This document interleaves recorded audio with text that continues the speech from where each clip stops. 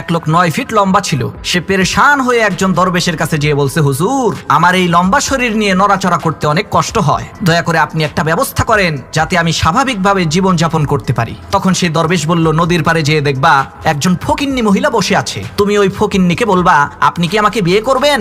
ওই ফকিন্নি যদি অস্বীকার করে না বলে তাহলে তোমার 1 ফিট হাইট কমে যাবে। তো সেই লোকটা দরবেশের কথা অনুযায়ী ওই ফকিন্নির কাছে যেয়ে বলছে, আপনি কি আমাকে বিয়ে করবেন। ফকিন্নি বলছে না। তখন সাথে সাথে 1 ফিট হাইট কমে গেছে। লোকটা চিন্তা করলো, 8 ফিট লম্বা, এটাও তো কম না, আর একটু খাটো হইলে ভালো হবে। সে আবার ওই ফকিন্নি মহিলাকে বলছে, আপনি কি আমার সাথে বিবাহ বন্ধনে আবদ্ধ হবেন। ফকিন্নি বলছে না। সাথে সাথে আর 1 ফিট হাইট কমে গেছে।